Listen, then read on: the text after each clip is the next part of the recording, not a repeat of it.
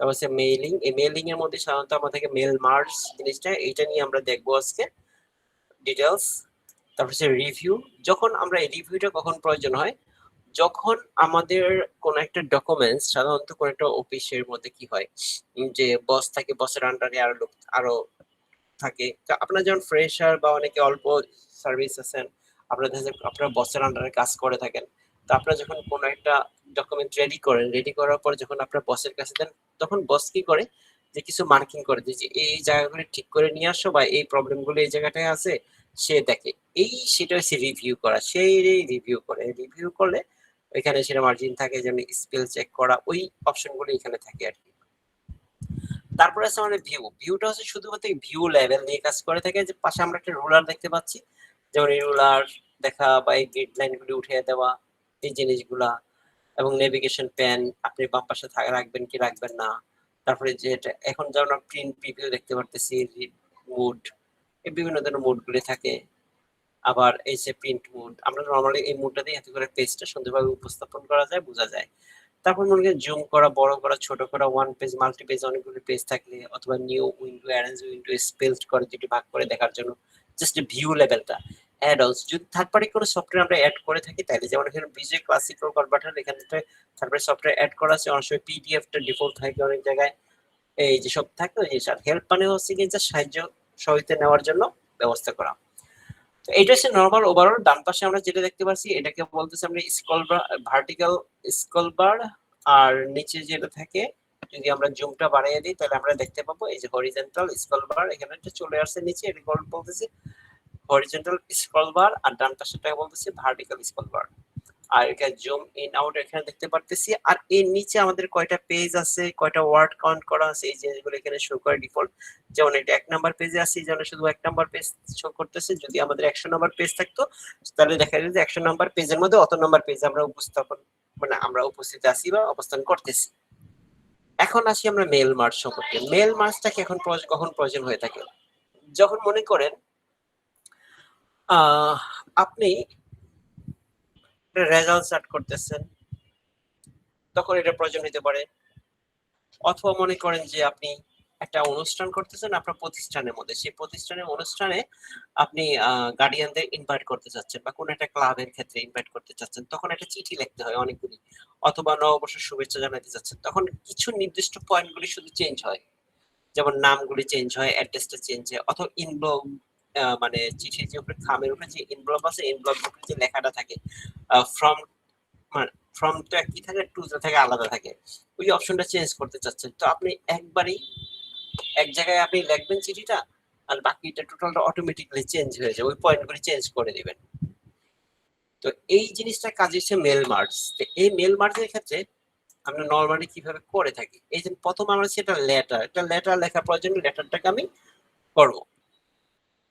লেটারটা লেখার পরে তারপরে দেখেন আমি একটা ডিফল্ট, আমি একটা লেখা নিয়ে আসি, আমি একটা লেখা লিখে রাখছি আপনাদের জন্য সুবিধার জন্য, যে মেল মার্জের জন্য সিম্পল। মনে করি এটি ওপেন করি, এটি ওপেন করলাম, এখানে মেল মার্জ। মেল মার্জে আসার পর আমার এই লেটারটা আছে, লেখাটা লিখে ফেলছি। এখন দেখেন, আচ্ছা এখানে ফার্স্ট নেম লাস্ট নেম, এখানে দিলাম টু। আচ্ছা টু কাকে, টু এর জায়গায় থাকে ফার্স্ট নেম এবং লাস্ট নেম। একটা মানুষের দুইটা নাম থাকে, ফার্স্ট পার্ট সেকেন্ড পার্ট থাকে। তারপরে অ্যাড্রেস, শহর এবং পোস্টাল কোড। তারপর মনে করেন যে আপনার ডিআর, তার ফার্স্ট নেমটা থাকবে। তারপরে দেখা যাচ্ছে we hope you are well, জাস্ট কিছু কথা লেখা থাকে। তারপর দিলাম যে তার নাম, তার অ্যাড্রেস, তার ইমেল অ্যাড্রেস, তার ফোন নাম্বার।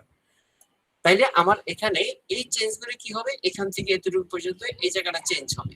সাপোজ মনে করেন আমি একটু কালারফুল করে দিই তাহলে বুঝতে সুবিধা হওয়ার জন্য, আপাতত রেড মার্ক করে দিলাম এখানে বোঝার জন্য, পরে আমি ব্ল্যাক করে দিব। আবার এই পয়েন্টগুলি আমার চেঞ্জ করার প্রয়োজন, র্যান্ডমলি এই পয়েন্টগুলো চেঞ্জ হবে।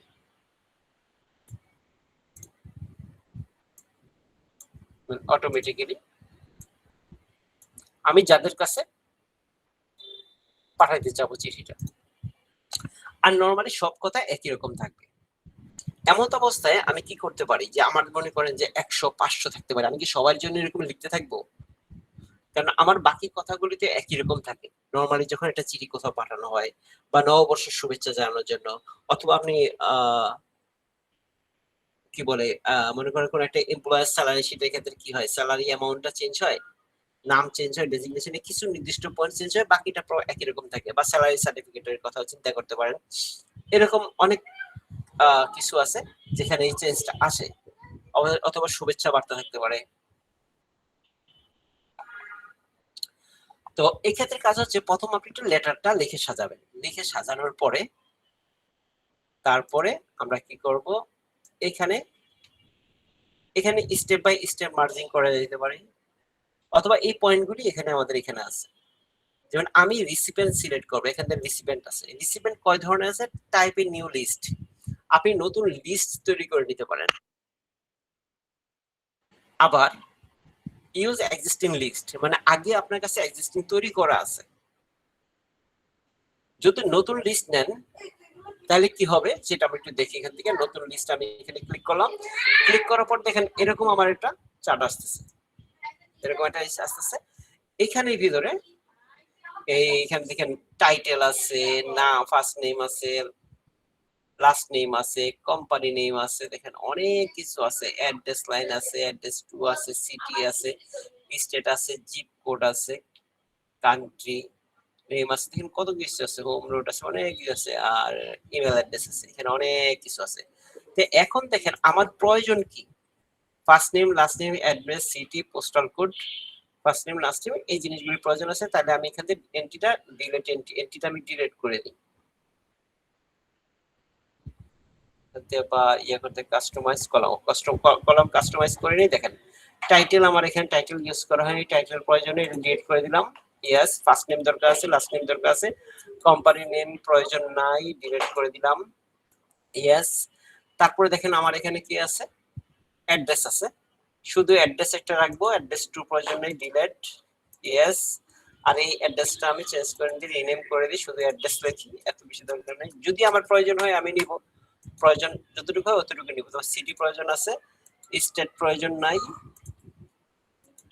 শুধু শুধু বেশি রেখে লাভ নাই। জিপ কোড প্রয়োজন আছে, বা পোস্টাল কোড একই কথা, পোস্টাল কোড জিপ কোড একই জিনিস। কান্ট্রি রিজিয়ন দরকার নাই। ইয়েস, হোম ফোন, শুধু আমার এখানে ফোন প্রয়োজন আছে, এটাকে আমি এডিট করে দিই, রিনেম করে দিলাম, ফোন দিলাম। আমি হোম ফোনও রাখতে পারি, কোনো সমস্যা নেই, যেটা প্রয়োজন সেটা রেখে দিব। ওয়ার্ক ফোন দরকার নাই এখানে। ইয়েস, তারপর ইমেল অ্যাড্রেস। ওকে, কতটুকু হলে আমার হয়ে যাচ্ছে। এখন আমি দেখি, জাস্ট আমি প্রথম কি লেটারটা লিখলাম, টেমপ্লেটটা লিখলাম, কেউ বুঝতে অসুবিধা হলে অবশ্যই বলবেন। এবার আমি এন্ট্রি করি, নিউ এন্ট্রি, আগের এন্ট্রি তো ফিল আপ করিনি, এটা লিখে দেই। প্রথম মনে করেন একটা নাম লিখি, first name,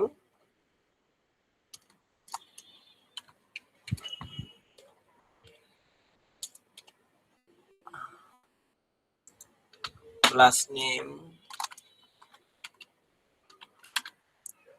Hossain,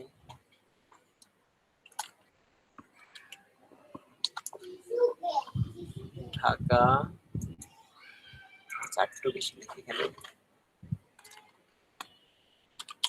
250,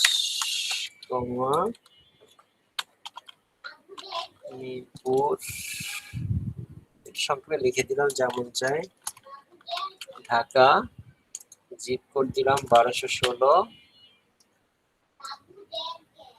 phone number 01911715541, তারপর ইমেল অ্যাড্রেস দিলাম abul.hosain@gmail.com। এগুলি সব এলোমেলো ভাবে দেওয়া, এগুলি কোনো নির্দিষ্ট কোনো কিছু দেওয়া নাই। তারপর আরেকটা জাস্ট দুইটা দিয়ে আপনাদের দেখাচ্ছি, এটা ইয়া দিয়ে আমি ফাতেমা খাতুন, নামের প্রথম অক্ষর বড় হাতে দেওয়াটা উচিত।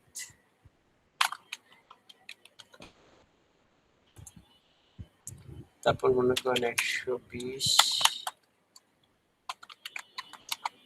গাজীপাড়া,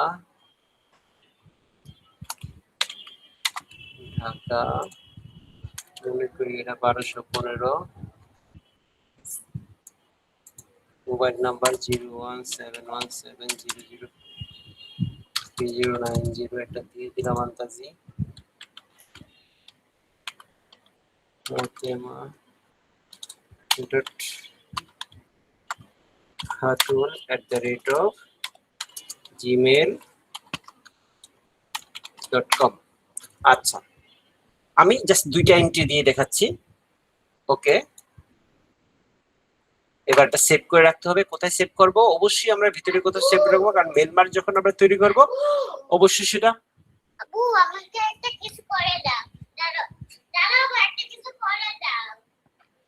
এখানে ভিতরে যে কোনো জায়গায় আমরা রাখবো, যেটা হচ্ছে কি, কারণ সি ড্রাইভ বা অন্য জায়গায় রাখবো না, কারণ সাধারণত কন্ট্যাক্ট বলে আমরা যখন অফিসিয়ালি কাজ করব, সিরিয়াসলি কাজ করব, সেখানে আমাদের একবার যখন আমার অ্যাড্রেসটা বা কন্ট্যাক্টটা লিস্টেড করা থাকবে, পরবর্তী আমরা রিইউজ বারবার করতে পারবো, সবসময় আমার লেখার প্রয়োজন হবে না। তাইলে এই কারণে আমরা ভিতরের কোনো ড্রাইভে রাখবো। এখানে আমি নামটা দিলাম কন্ট্যাক্ট,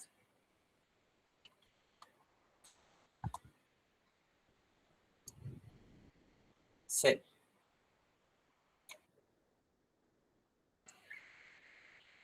ইয়েস, এখানে গেল কেন? ডি ড্রাইভে you have not permission to save this location। আচ্ছা, আমার ওইখানে পারমিশন দেওয়া নাই, এই কারণে নিচ্ছে না। এটা বলতেছে সি ড্রাইভে, আপাতত আমি সি ড্রাইভে রেখে দেই।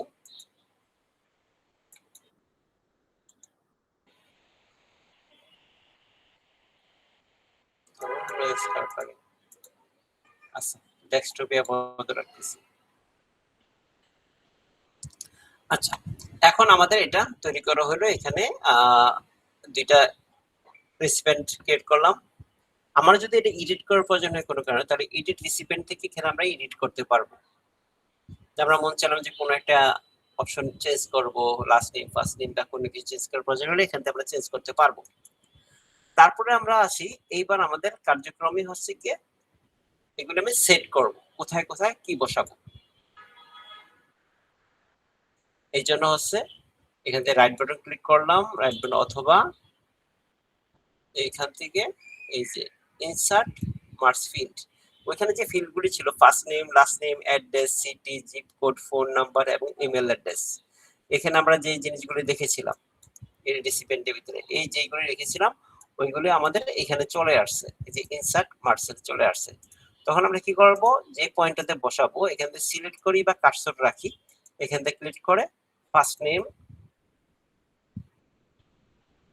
আর এই জিনিসগুলি সবার আগে আমরা একটু কালো করে দিই, তা না হলে আমাদের নামগুলো এরকম কালারফুল হয়ে যাবে।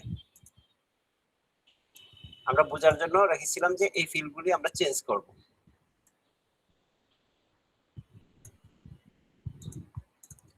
আচ্ছা, এখানে প্রথম আমি এটা চেঞ্জ করব কি, এই যে মেইলিং এ ফার্স্ট নেম একটা স্পেস দিলাম, তারপরে এটা দিব লাস্ট নেম, তারপরে দেখেন address,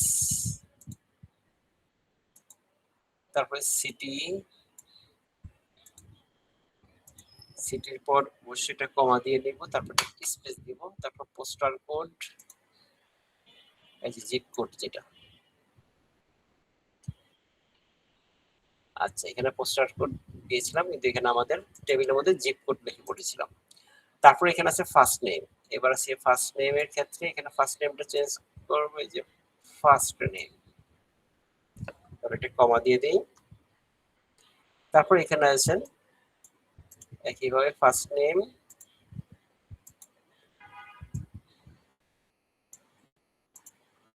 last name, address,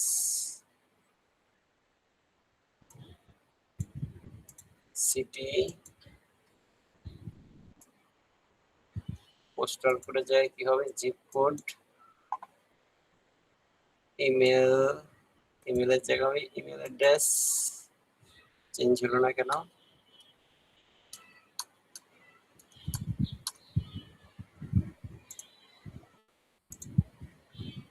email address,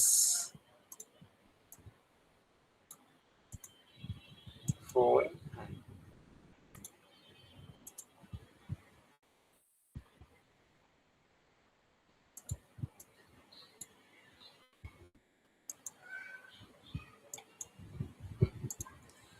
মোটামুটি কমপ্লিট।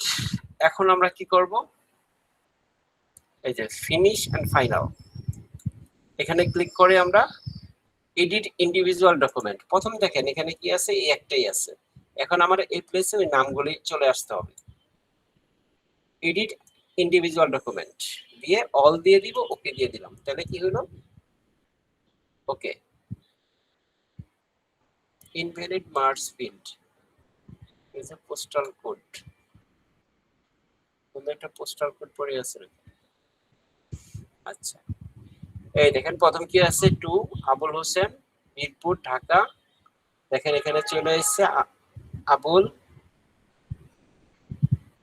এই দেখেন first name last name Abul Hossain চলে আসে, 250 মিরপুর, ঢাকা। abul.hosen@gmail.com 192 চলে আসছে, এখানে চলে আসছে। একইভাবে নিচেটা চলে আসছে ফাতেমা খাতুন,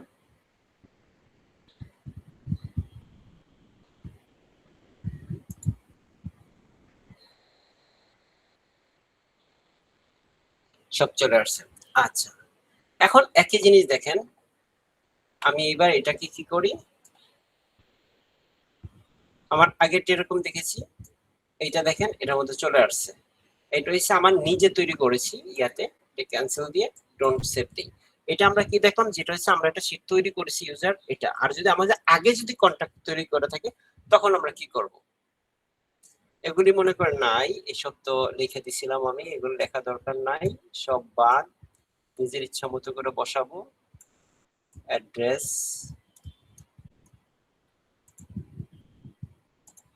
নাম, অ্যাড্রেস, ইমেল, ফোন, এখানে ফার্স্ট নেম লাস্ট নেম দরকার নাই। এই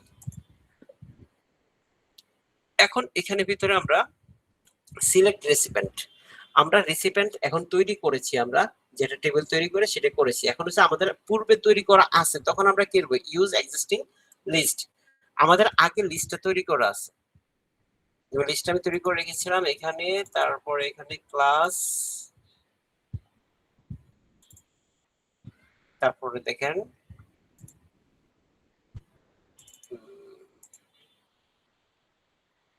আইসিটির মধ্যে তৈরি করে রেখেছি, এই যে কন্টাক্ট,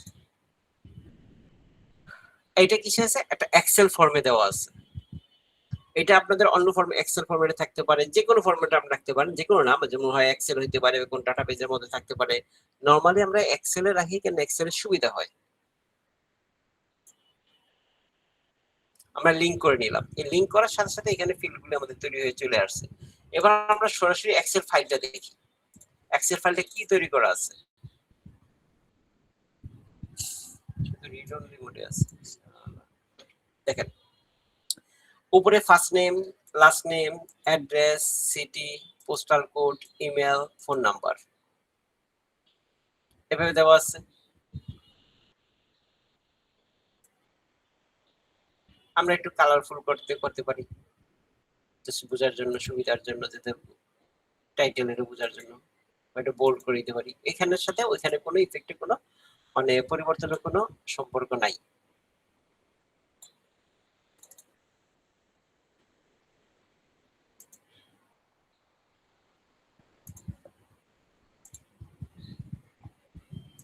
আচ্ছা, এই যে এখানে দিছি first name, last name, address, city, postal, email, phone number, এখানে যা দিয়েছি এই জিনিসগুলি ওইখানে হাইলাইট হবে, ওইখানে শো করতেছে।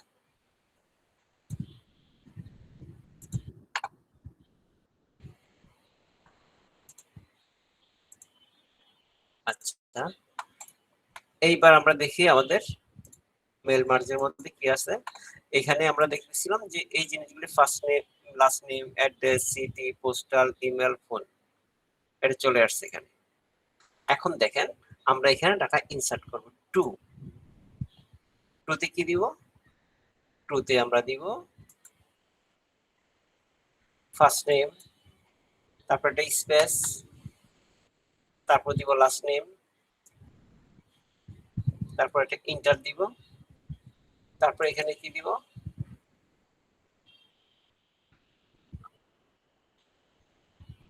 তার অ্যাড্রেস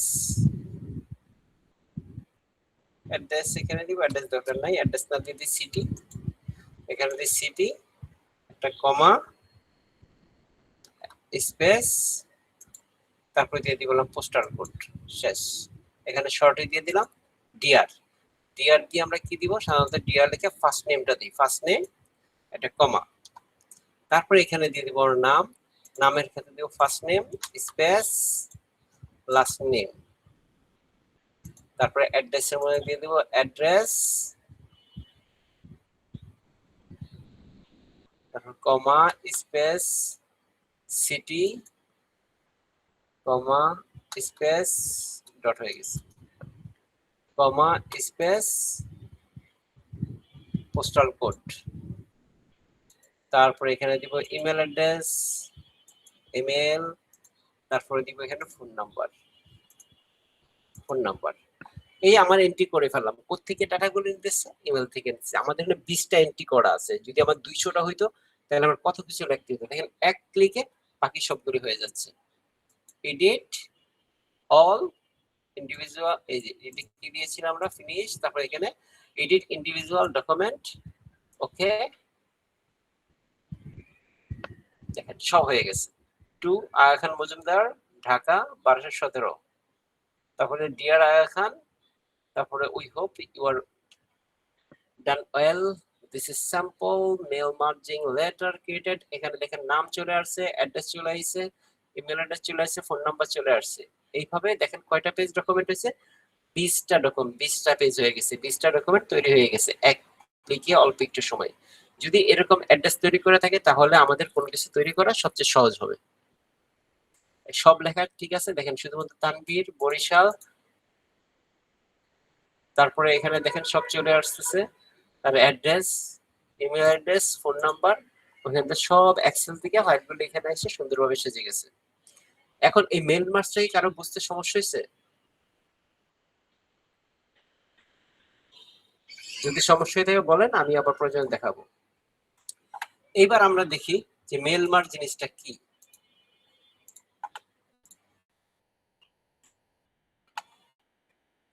মেল মার্জ এটি প্রক্রিয়া যেখানে একটি মাস্টার ডকুমেন্ট, যেমন প্রথম যে ডকুমেন্টটা ছিল ডকুমেন্ট, যেমন একটি চিঠি বা টেমপ্লেট ও একটি ডাটা সোর্স, যেমন এক্সেল শিট বা অ্যাড্রেস লিস্ট। একটা এক্সেল শিটের ভিতরে অ্যাড্রেস লিস্ট আছে, সেই অ্যাড্রেস লিস্ট থাকতেছে, একটা ডাটা শিট থাকতেছে, একত্র করে স্বয়ংক্রিয়ভাবে একাধিক পার্সোনালাইজ ডকুমেন্ট তৈরি করা হয়। এখানে আমরা কি করেছি, একাধিক পার্সোনালাইজ ডকুমেন্ট তৈরি করা হয়েছে। কয়টা, একবারে 20টা তৈরি করে দিলাম, তৈরি করে ফেলছি। এখানে একাধিক পার্সোনালাইজ ডকুমেন্ট তৈরি করা হয়ে থাকে, এটাকে আমরা কি বলতেছি, মেল মার্জ বলতেছি। এখন দেখেন মেল মার্জের বৈশিষ্ট্যটা কি, তাহলে আবার পড়ি। মেল মার্জ একটি প্রক্রিয়া যেখানে একটি মাস্টার ডকুমেন্ট থাকে। প্রথম আমার যে ডকুমেন্টটা ছিল সেটাকে বলতেছিলাম মাস্টার ডকুমেন্ট, যেমন এইটাই ছিল আমার মাস্টার ডকুমেন্ট, মূল মাস্টার ডকুমেন্ট, যেটার ভিতরে আমরা এই এক্সেল শিট থেকে অথবা কোনো ধরনের যেখানে কি কন্ট্যাক্ট লিস্ট থাকে, কন্ট্যাক্ট লিস্টকে এখানে কল করে নিয়ে আসছি, প্রত্যেকটা ধাপে ধাপে সে মাস্টার ডকুমেন্টের বিভিন্ন পয়েন্টে পয়েন্টে বসে গেছে। একত্র করে স্বয়ংক্রিয়ভাবে একাধিক পার্সোনালাইজ ডকুমেন্ট তৈরি করা যায়। এবার হচ্ছে মেল মার্জের বৈশিষ্ট্য। মেল মার্জের বৈশিষ্ট্য হচ্ছে স্বয়ংক্রিয়ভাবে ডকুমেন্ট তৈরি করা। একবার টেমপ্লেট তৈরি করলে অনেকগুলি ব্যক্তিগতকৃত ডকুমেন্ট একসাথে তৈরি করা যায়।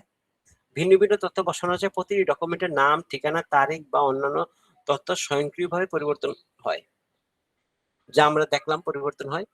বিভিন্ন ডেটা সোর্সে ব্যবহারযোগ্য, এক্সেল, অ্যাক্সেস, আউটলুক, কন্টাক্ট। এখানে আমরা কিন্তু এক্সেলের ওই যে মাঝখানে আমরা যে কাজ করেছিলাম সেটা অ্যাক্সেসের ডাটা ছিল, যে ডকুমেন্টটা প্রথম যে ইনসার্ট করলাম আমরা ডকুমেন্টগুলা, সেটা হচ্ছে অ্যাক্সেসের ডাটাবেস।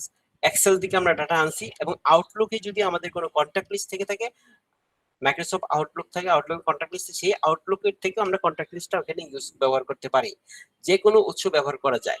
চিঠি, ইমেল, লেবেল, ইনভলভ প্রয়োগযোগ্য। এখানে চিঠিতে, ইমেলে, ইনভলভের ব্যবহার করা যায়। মেল মার্জের শুধু চিঠি নয়, ইমেল, মেল, লেবেল এবং এনভেলপ তৈরি করতে ব্যবহার করা হয়ে থাকে এবং টাইম সেভিং এবং এরর ফ্রি। এখানে এরর ভুল হওয়ার সম্ভাবনা নাই, কারণ যখন আমরা মাস্টার ডকুমেন্টটা তৈরি করবো তখন তো ভালোভাবে চেক করে নিব। আর আমাদের যে কন্ট্যাক্ট লিস্টটা থাকে সেই কন্ট্যাক্ট লিস্টটা থেকে ওই জিনিসগুলো আমরা কন্ট্যাক্ট করে অ্যাড করতে পারি। Dynamic field insert, name, address ইত্যাদি ফিল্ড ব্যবহার করে টেমপ্লেট তৈরি করা যায়, যা পরে ডেটা অনুসরণে পরিবর্তন করা যায়। এই যে আমরা এই যে অ্যাড্রেসগুলোর নামগুলো দেখছি, এরকম ঠিক এইভাবে is greater than, is double, is greater than double, is smaller দিয়ে আমরা কি এইভাবে সাধারণত অ্যাড্রেসগুলা ব্লক করে রাখা হয়েছিল। যখন আমরা লিখেছিলাম ঠিক এরকম শো করেছিল, double is greater than double, is smaller দিয়ে মাঝখান থেকে আটকে দেখা হচ্ছিল, সেটার কথা বলা হইতেছে। ইত্যাদি ফিল্ড ব্যবহার করে টেমপ্লেট তৈরি করা যায়, যা পরে ডকুমেন্ট অনুসরণ করে পরিবর্তন করা হয়ে থাকে। এই হচ্ছে আমাদের মেল মার্জের বৈশিষ্ট্য। এবং আর ধাপগুলিতে আমরা দেখছি মেন ডকুমেন্ট তৈরি করা। প্রথমে আমরা মেন ডকুমেন্ট তৈরি করে থাকি, একটা জিটি ফরম্যাট তৈরি করা হয়, ডাটা সোর্স নির্বাচন করা হয়, একটা ডাটা সোর্স নির্বাচন করা হয়, মার্জ ফিল্ডে প্রবেশ করা হয়, তারপর মার্জ ফিল্ড এখানে ইনসার্ট করা হয়, ডাটা পর্যালোচনা করে মার্জ করুন এবং ফলাফল ও প্রিভিউ প্রিন্ট করে সংরক্ষণ করুন। যে জিনিসটা আমরা তৈরি করেছিলাম এখানে, তারপর এটা কি করতে পারি, যখন এটা কমপ্লিট হয়ে গেছে এটা আমরা সেভ করতে পারি বা প্রয়োজন হলে প্রিন্ট করতে পারি, যা খুশি করতে পারি, আমার ডকুমেন্ট রেডি। তাহলে প্রথম আমরা এখানে কি করেছিলাম, জাস্ট তার আগেরটা দেখি, তাহলে বুঝতে পারবো যে কাজের ধাপটা কি আছে। প্রথম আমরা একটা চিঠি রেডি করেছি, টেমপ্লেট রেডি করছি। টেমপ্লেট রেডি করার পর তারপর আমরা এই জায়গাতে রিসিপিয়েন্ট সিলেক্ট করেছি, হয় তৈরি করেছি অথবা সিলেক্ট করে নিছি কোন অ্যাড্রেস কন্ট্যাক্টগুলো আমরা নিব। তারপরে আমরা প্রয়োজনে সেগুলি এডিট করব অথবা আমরা এখানে ইনসার্ট করব, মার্সেলে ইনসার্ট করব এবং সেটা আমরা তারপর মার্জ করব, ফিনিশ অ্যান্ড মার্জ। ফিনিশ এবং মার্জ করলে আমরা এই ডকুমেন্টটা আমরা পেয়ে যাচ্ছি ইন্ডিভিজুয়াল। কোন ডকুমেন্টটা পেয়েছিলাম, এই যে এই ডকুমেন্টটা পেয়ে গেছি। পেয়ে যাওয়ার পর এটাকে আমরা সেভ করতে পারি অথবা সেটা আমরা প্রিন্টার দিয়ে প্রিন্ট আউট করে নিতে পারি। মার্জ, মেল মার্জ নিয়ে কারো কোনো কথা আছে? কারো বুঝতে সমস্যা হচ্ছে? কেউ কোনো কথা বলে না, সবাই ক্লিয়ার? আচ্ছা, আলহামদুলিল্লাহ। আমার কথা কি শুনতে পাচ্ছেন? জি স্যার। কথা না বললে বুঝবো যে আপনারা বুঝতে পারতেছেন কিনা। আচ্ছা, তাহলে এমএস ওয়ার্ড এতটুকু, কারো যদি বুঝতে সমস্যা হয় অবশ্যই বলবেন। এবার আমরা আসি মাইক্রোসফট এক্সেল অথবা স্প্রেডশিট অ্যানালাইসিস 6।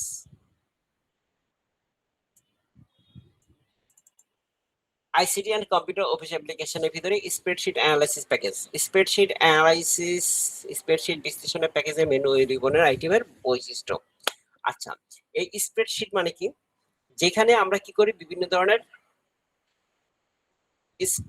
স্প্রেড মানে প্রশস্ত, একটা প্রশস্ত শীট, এই শীটটা নিয়ে আমরা অ্যানালাইসিস করি, যোগ বিয়োগ গুণ ভাগ বিভিন্ন ধরনের কাজ করে থাকি। স্প্রেড মানে একটা প্রশস্ত একটা ছক আঁকা ঘর, যেরকম শীট বলতেছি। এর মধ্যে আছে কি Microsoft Excel, Google sheet, Libra office calculation বা সংক্ষেপে ক্যালসি বলা হয়। তো এখানে যে আছে কি মাইক্রোসফট এক্সেল, গুগল শিট এবং লিব্রা অফিস ক্যালসি। আমরা গুগল শিট দেখেছি গুগল ড্রাইভের ভিতরে থাকে, ওইখানে ওদের একটা। আর মাইক্রোসফট এক্সেল তো সবাই কাজ করেছি মনে হয়, যে মাইক্রোসফট কর্পোরেশনের তৈরি করা। এই যে ওপেন করার পর একইভাবে আমাদের এমএস ওয়ার্ড এর মতো এখানে কিছু টেমপ্লেট দেখতে পাই সাজানো এবং এখানে কিছু রিসেন্ট ফাইল দেখতে পাই। এখানে আছে ব্ল্যাঙ্ক ওয়ার্ড ডকুমেন্ট ওপেন করলাম, ওপেন করার পর আমরা দেখতে পাচ্ছি একদম আমার একটা প্রশস্ত শীট। এই প্রশস্ত শীটের মধ্যে আমাদের কি আছে দেখেন, কিছু কলাম আছে, কিছু রো আছে। ডান পাশে একটা আছে আমাদের ভার্টিক্যাল স্ক্রল বার, নিচে আছে একটা হরিজন্টাল স্ক্রল বার। নিচে এখানে যে শীট আছে, প্লাস দিলে আরো শীট বেরোতে থাকবে। ডিফল্ট একটা শীট দেওয়া থাকে, আগে তিনটা শীট দেওয়া ছিল। আর আমাদের টোটাল রো আছে কয়টা, কন্ট্রোল ডাউন এরো দিলে একেবারে নিচে চলে যাবে, কন্ট্রোল চিপে ডাউন এরো দিলে সবার নিচে রোটা সিলেক্ট হবে। একক, দশক, শতক, সহস্র, অযুত, লক্ষ, 10,48,576টা আমাদের রো আছে এই বর্তমানে এক্সেল শিটের ভিতরে। আবার উপরে চলে আসলাম। তারপরে যদি আমরা ডান পাশে যেতে চাই, কন্ট্রোল রাইট এরো দিলে আমরা X F D A B C D E F G S I J K L M N P Q R S T U V W X Y Z, তারপরে A B A C, এইভাবে বাড়তে বাড়তে আমাদের যাবে কোথায়, x F D পর্যন্ত। এই পরিমাণ কলাম আমরা দেখতে পাবো। দেখছেন কত মনোযোগ সহকারে ক্লাস করতে, মানে ক্লাস কত আগ্রহ, কিন্তু করতে পারতেছে না ব্যস্ততার জন্য। আমাদের এই যে সুজন ভাই দেখেন হাঁটতে হাঁটতে কিন্তু ক্লাস করতেছে। আচ্ছা সুজন ভাই মাইকটা বন্ধ করেন, আপনার রাস্তার শব্দ আমরা পেয়ে যাচ্ছি।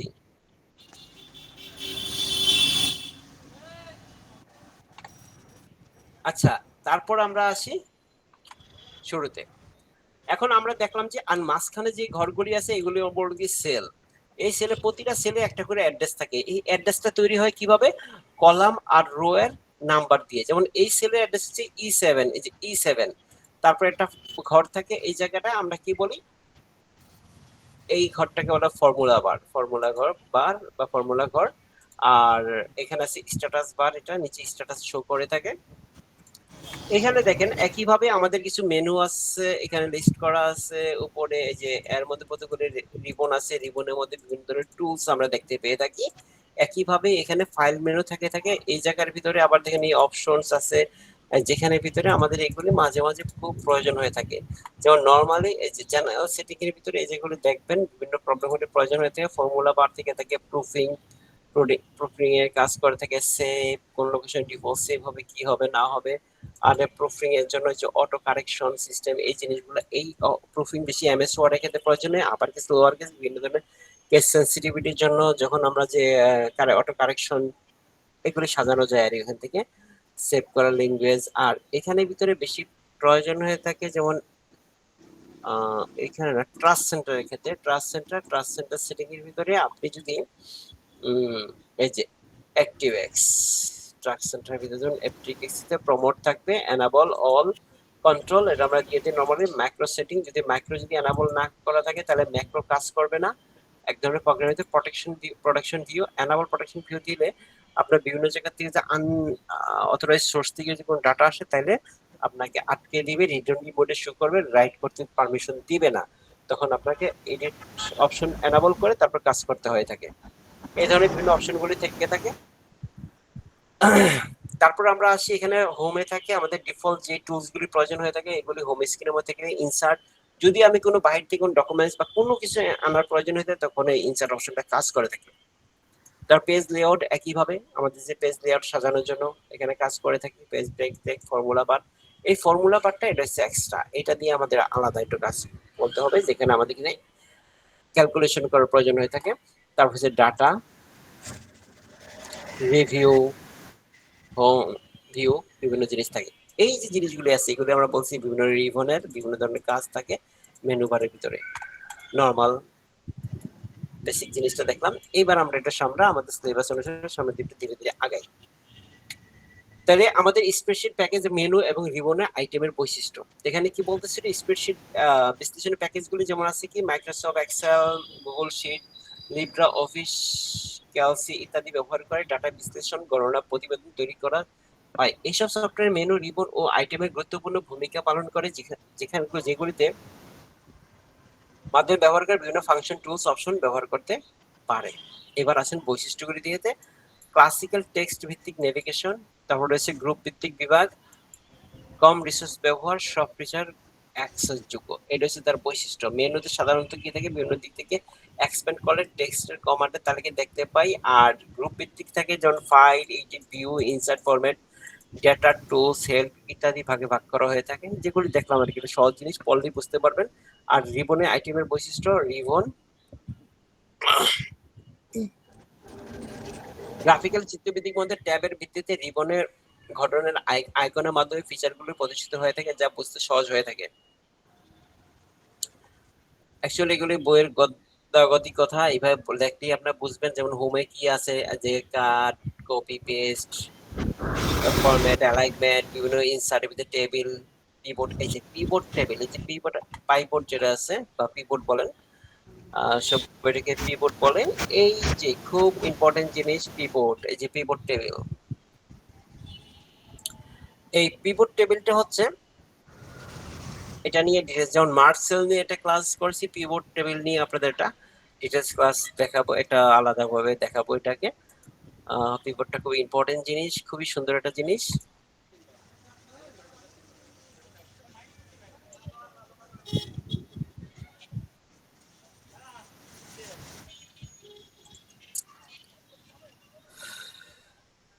রিভিউ, স্পেলিং, কমেন্টস এগুলি দেখতে পারবেন, এগুলি বইগুলা সময় নষ্ট করে কিছু নাই, আপনারা নিজেরা শিখতে দেওয়া আছে গুগল ড্রাইভের ইয়াতেই। এবার আমরা আসি স্প্রেডশিটের নথি সংরক্ষণের বিভিন্ন ফাইলের ফরম্যাট গুলা। যে একটা এক্সেল ফরম্যাটে আমরা যখন সেভ করব, কি কি ফরম্যাটে সেটাকে সেভ করতে পারি সেই জিনিসটা। তো নরমালি তো আমরা এক্সেল এক্স, এটা বর্তমানে আমরা যখন সেভ করব কোনো ডকুমেন্ট, কোনো যদি কোনো স্প্রেডশিট, সাপোজ আমি একটা সংখ্যা লিখলাম, এটাকে আমি সেভ করতে যদি যাই, সেভ, সাপোজ সেভ দেই, বোতল নাকি এমনি পাসপোর্টের মাইপে দেবেন? বোতল বোতল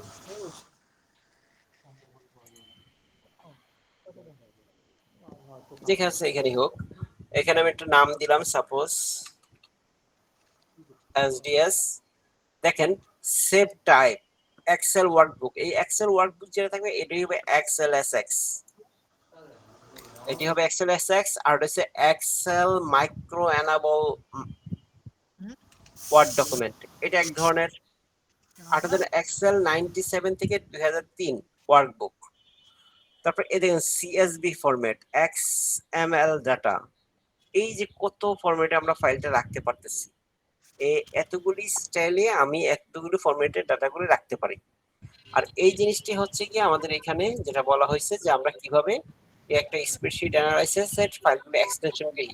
এই প্রথম হচ্ছে এক্সেল ওয়ার্কবুক, যেটা ওখানে নামটা শুরু করছে সেটা হচ্ছে ডট এক্সএলএসএক্স, যেটা হচ্ছে আধুনিক কম্প্রেসড ও এক্সএমএল ভিত্তিক ফাইল, ম্যাক্রো থাকে না, এটার মধ্যে কোনো ম্যাক্রো থাকে না।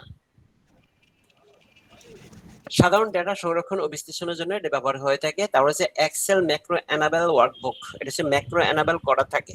তো এটার এক্সটেনশন হচ্ছে এক্সেল এস এম, যেখানে ম্যাক্রো সমর্থন করে থাকে। যখন আমরা যদি কোনো ম্যাক্রো করে থাকি, ম্যাক্রো মানে হচ্ছে গিয়ে যখন ভিবি ওয়ার্কবুকের ক্ষেত্রে এই ম্যাক্রোটা কি সেটাও আমি দেখাই দেব।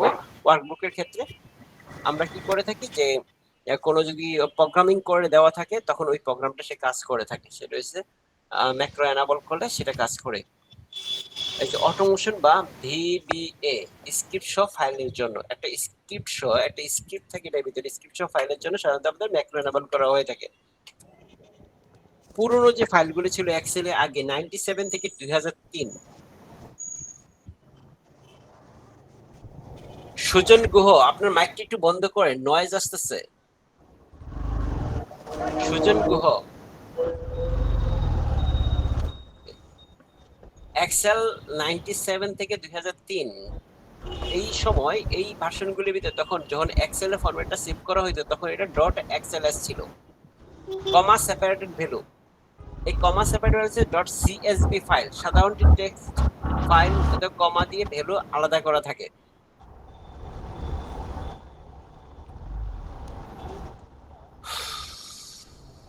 বলতে আমার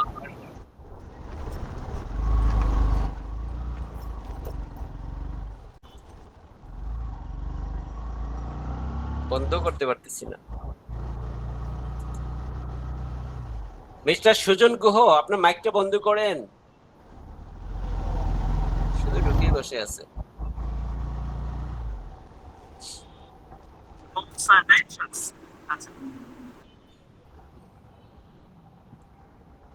তারপর আছে text tab dot TXT file আকারে সেভ করতে পারি। তারপর আছে আমাদের open document spreadsheet ODS file, open source format, এটা সাধারণত লিব্রা অফিস অথবা ওপেন অফিসের ক্ষেত্রে সাধারণত ওডিএস ফরম্যাটটা আমরা দেখতে পাই এক্সেল এর ক্ষেত্রে।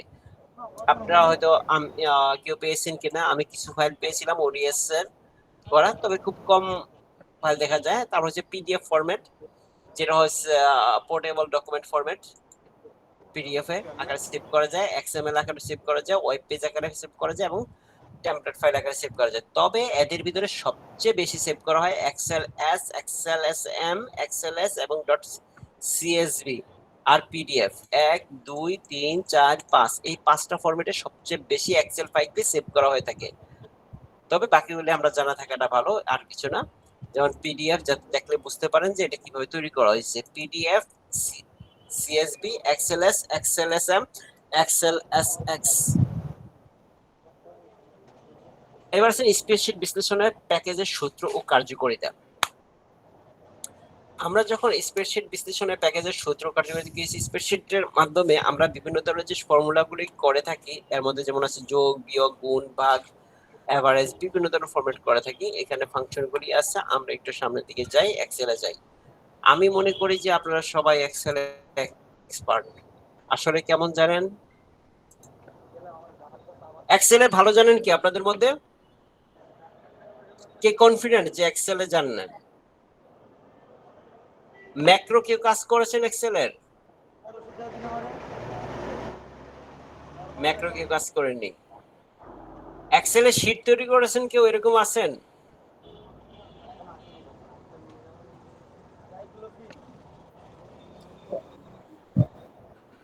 হ্যালো, মোটামুটি হাই ভাই। করেছি। করছি স্যার। মোটামুটি করছি অনেক কিছুই। শীট করায় আমি তো জব করি, পাশাপাশি অনেক রিপোর্টিংও করা লাগে, অনেক কিছুই করা আচ্ছা হয়। পিবোর্ডের কাজ করা হয়, আচ্ছা, পিবোর্ডেরও তো কাজ করেছেন। বার পিবোর্ডে চার্ট করা হয়, চার্টের কাজ, অনেক কিছুই করা হয়। গুড। তাহলে আপনি অনেক কিছু জানেন, আমার চেয়ে অনেক কিছু জানেন। আমি আসলে এক্সেলে তেমন কিছু পাই না। আমার এমএস ওয়ার্ড, এক্সেলে আমাদের কাজ হয় আপনার যে পিবোর্ডে ফরম্যাটিং করা হয়, যে আপনার বুঝতে পেরেছি। প্রেজেন্টেশন করা হয়, তো পিপিটেক্স এর জন্য অনেক কিছুই লাগে এখান থেকে, ফাংশনাল জাহিদ ভাই কাজগুলো করা বর্তমানে হয়। কি করতেছেন যেন? আমি হচ্ছে আপনার জিএমএস স্ট্রিমস আছে, প্ল্যানিং অফিসারে, সিনিয়র অফিসার আর কি। গুড। প্ল্যানিং এ যেহেতু আছেন, আপনাদের তো করতেই হবে। আমাদের কাজ নিয়মিত এক্সেলেই। হ্যাঁ, আপনাদের কাজই এক্সেলে। আচ্ছা, আপনারা অনেক জানেন, যেহেতু আমি এক্সেল, এমএস ওয়ার্ডে তেমন কিছু জানি না। জাস্ট জানানোর জন্য যতটুকু জানা দরকার অতটুকু জানি। দেখো, বেসিকটা জানলে সবাই কাজে লেগে গেলে সবকিছু ইজিলি কাজে হয়ে গেলে যায়। পেরে যায়, খুব ইজিলি বেসিকটা হয়ে জানা যায়। দরকার। গুড। আমিও বেসিকটা শিখে কাজ শুরু করছিলাম। বেসিকটা জানলে সবকিছু হয়ে যায়। আমি তেমন এক্সেলের কাজ জানি না, তবে কেউ আটকে গেলে সেটা দেখাইতে পারি। আমি ম্যাক্রো কাজ করি না, কিন্তু কেউ না পারলে সেটা করে দিতে পারি। আচ্ছা, ব্যাপারটা এরকম, মানে আমি জানি কিন্তু আমি কিছু করি না। এটা হচ্ছে কথা। আমার করার প্রয়োজন হয় না, এই জন্য করা হয় না। এমএস ওয়ার্ড, এক্সেল এইসবের কাজ আমাদের প্রয়োজন হয় না। আচ্ছা, এখন যেটা হচ্ছে গিয়ে এখানে যে নর্মাল যে কাজগুলি হচ্ছে, যেমন মনে করেন একটা শীটের সাথে একটা সাথে যোগ করা। জাস্ট আমি দুইটা শীটে লিখলাম, দেখেন দুইটা শীটে দুইটা কথা লিখলাম, এই কথাকে আমরা কতভাবে যোগ করতে পারি। এখানে আমি ফর্মুলা দিয়ে যোগ করতে পারি, বা দুইটা সমান সমান সাইন দিয়ে আমি যদি এখানে যদি অটো সামে ক্লিক করি। যারা পারেন না তাদের জন্য, যারা জাহিদ ভাই আছে এক্সপার্ট, ওনার কাছ থেকে আমি কিছু শিখে নিব সামনে। তারপরে আবার আমরা করতে পারি এখান থেকে কিভাবে, জাস্ট সমান সমান সাইন দিয়ে এটাকে প্লাস এটা দিয়ে করতে পারি, হয়ে গেল। এটা এক ধরনের যোগ। আবার সামেশন দিয়ে স্যার। আবার আমি করতে পারি যে সমান সমান দিয়ে, হ্যাঁ কিছু বলবেন, কে যেন বলতেছিলেন। আবার আমরা করতে পারি সাম দিয়ে, ব্র্যাকেট দিয়ে। এটা থেকে যদি মাঝখানে হাজারটা থাকে, এখানে স্ট্রি দিয়ে করতে পারি।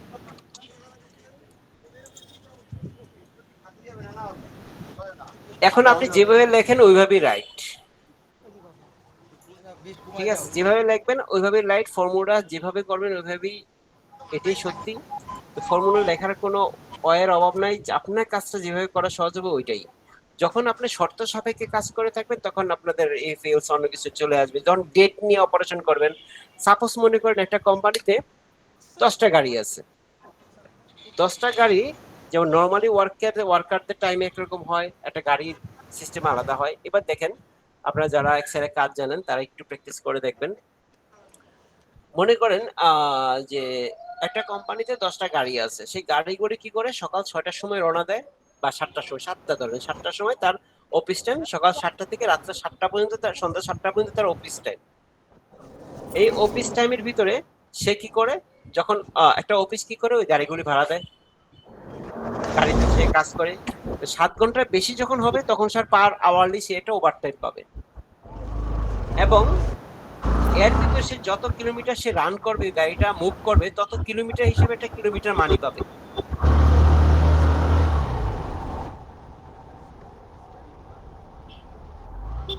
সুজন তো জ্বালায় মারলো, সুজন তো সুজন থাকতেছে না, সুজন তো কুজন হয়ে যাচ্ছে, মনে হয় মোটরসাইকেল চালাইতেছে না ইয়াতে বৈশা। যাই হোক,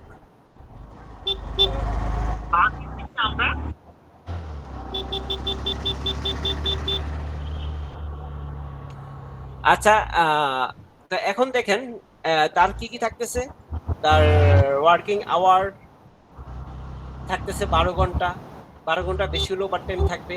তারপরে এখানে থেকে এএম পিএম এর একটা বিষয় আছে, অনেক সময় তাকে নাইট, সরি আমি একটু হেল্প নেই, যে কিনা মেন্টর, সরি একটু খুব ডিস্টার্ব হচ্ছে।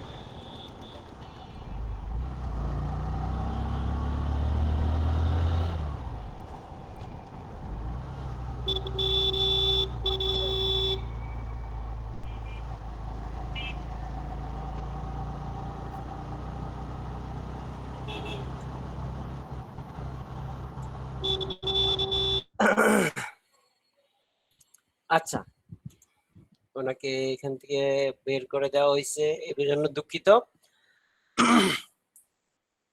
এখন দেখেন তো ওই গাড়িটার ক্ষেত্রে আপনি ক্যালকুলেশন করবেন যে একটা সে আসবে 7টার সময় রওনা দিবে, যদি সন্ধ্যা 7টার পরে তার ওভারটাইম হবে 1 ঘন্টা, যত ঘন্টা হয়, যদি সে রাত্রে 3টা পর্যন্ত যেতে পারে, সকাল 7টার সময় যেতে পারে, বা সকাল 5টা পর্যন্ত যেতে পারে, 7টার মধ্যে সম্ভব না, 5-7টার আগে আসবে, যাবে 4টার সময় যেতে পারে বা 1টার সময় যেতে সে ক্লোজিং করতে পারে,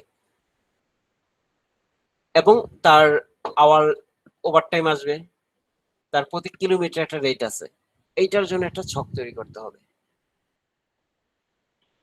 জাহিদ ভাই, আপনি জানেন এক্সেলে ভালো, এইটা আপনি তৈরি করবেন। আর আমি নেক্সট ক্লাসে, আইসিটির ক্লাসে, আমি ওই শিট আমি এটা তৈরি করে আপনাদের জন্য দেখাই দিব যে এটা কিভাবে টাইমিং ক্যালকুলেশনটা হয়। কারণ এখন আমার তৈরি করতে একটু সময় লেগে যাবে, এই কারণে ওইটার সামনে আমি তৈরি করবো না আপনাদের সামনে, আমি তৈরি করে আপনাদেরকে দেখাবো কিভাবে কি করা হয়েছে, সময় নিয়ে কিভাবে ক্যালকুলেশন করতে হয়। নর্মাল ক্যালকুলেশন আর সময়ের সাথে ক্যালকুলেশন একটু পার্থক্য থাকে। যেমন মনে করেন, আমি একটু ছোট্ট একটা এক্সাম্পল দেই। সাপোজ মনে করেন যে এটা আপনার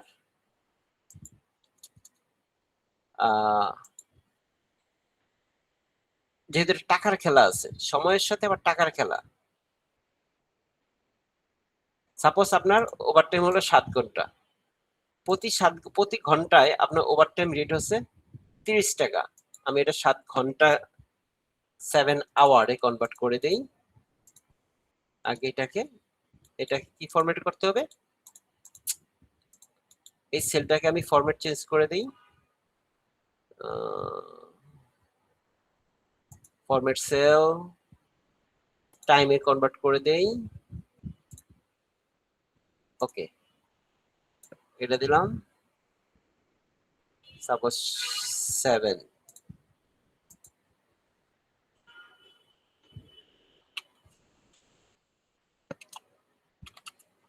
সাড়ে 7 ঘন্টা।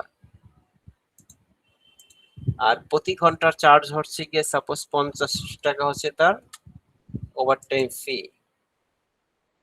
তাহলে এত ইনটু 24 into 50.